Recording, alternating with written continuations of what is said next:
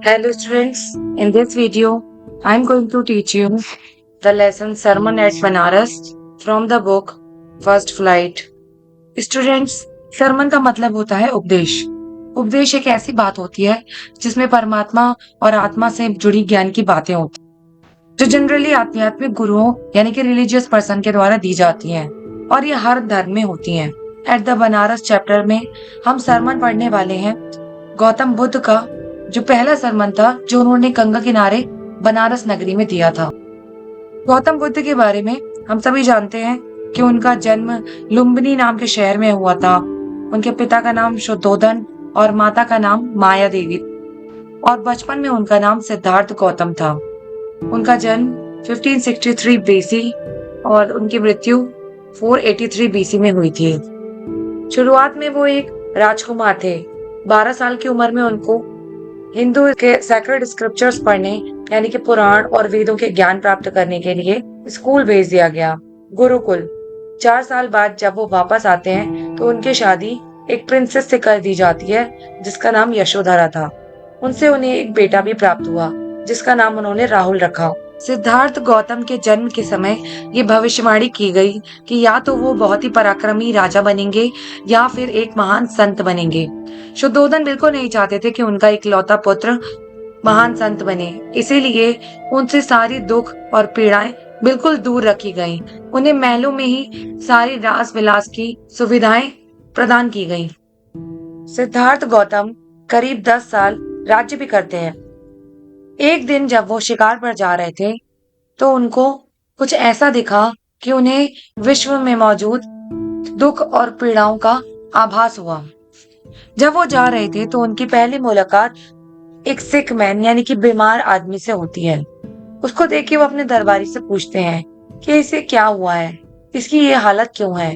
तब उनके दरबारी उन्हें बीमारी के बारे में बताते हैं, जिसे सुनकर उन्हें बहुत दुख होता है। और फिर आगे बढ़ते हैं, उन्हें एक एज्ड मैन यानी कि एक बूढ़ा व्यक्ति मिलता है। वो दरबारियों से पूछते हैं कि इससे क्या हुआ है। दरबारी उसे बताते हैं कि महाराज, ये अपने अंतिम समय में पहुंच चुका है, जीवन के अंतिम पड़ाव में, और कुछ टाइम बाद इसकी मृत्यु हो जाएगी। अब वो इस बात को सुन के और भी ज्यादा दुखी हो जाते हैं। अब जब वो और आगे बढ़ते हैं तो उन्हें एक फ्यूनरल प्रोसेशन दिखाई देता है, यानी कि अंतिम संस्कार। कुछ लोग एक अर्थी को उठाकर कंधे पे उसके दाह संस्कार के लिए लेकर जा रहे थे। फिर राजा अपने दरबारियों से पूछते हैं कि ये क्या हो रहा है, ये लोग कहाँ जा रहे हैं। दरबारी बताते हैं कि महाराज, इसकी ई लीला समाप्त हो चुकी है और ये अब अपने जीवन के अंतिम सफर पर है। अब इसकी मृत्यु हो चुकी है। ये सुनकर राजा को और भी ज्यादा दुख हो जाता है। कुछ आगे बढ़ने पर उन्हें एक मॉन्क यानी कि साधु दिखता है। साधु को देखकर राजा पूछते हैं कि ये कौन है और ये इस तरीके से दान क्यों मांग रहा है। तो दरबारी उन्हें बताते हैं कि महाराज, ये एक साधु है। ये दुनिया में घूमकर ज्ञान की प्राप्ति करना चाहता है।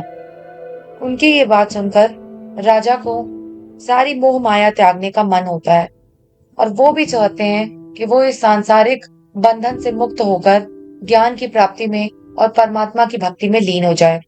और वो ऐसा करते भी हैं।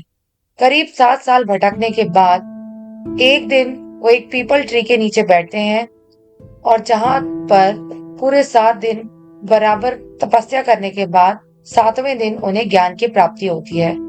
इसीलिए उस पेड़ का नाम बोधि ट्री यानी कि ट्री ऑफ विजडम रख दिया जाता है और यहाँ से वो अपना ज्ञान दूसरों के साथ शेयर करने लग जाते हैं। और उस दिन से उनको द बुद्धा यानी द अवेकन्ड और द एनलाइटेंड के नाम से जाना जाता है।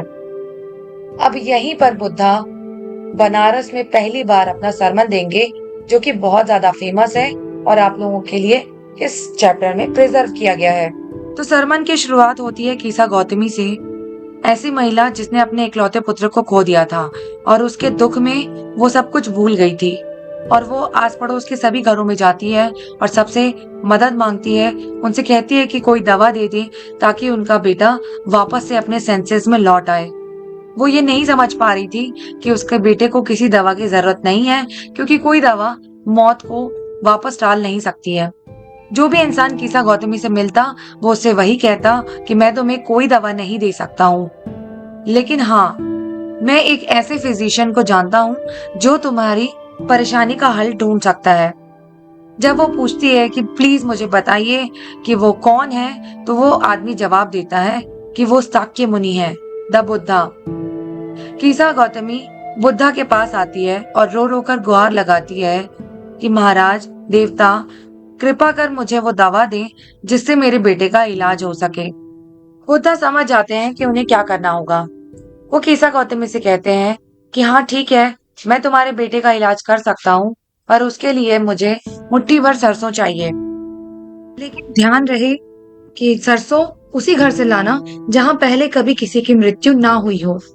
कीसा गौतमी एक बार फिर सबके घरों घर जाती है और सबसे मदद की गुहार लगाती है कि कृपया मुझे कुछ मस्टर्ड दे दें। उसके पड़ोसी उसकी मदद भी करते हैं। वो कहते हैं कि हाँ ठीक है, मस्टर्ड तो तुम ले लो, लेकिन हमारे यहाँ किसी न किसी की मृत्यु तो हुई है।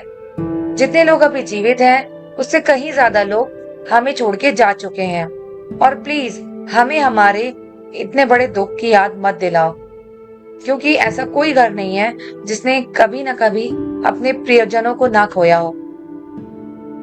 जब कीसा गौतमी को एक भी घर नहीं मिलता जहाँ किसी की मृत्यु ना हुई हो, तो वो थक कर और निराशा में गंगा किनारे बैठ जाती है, जहाँ से वो दूर शहर में जलते हुए दीपकों को देखती है।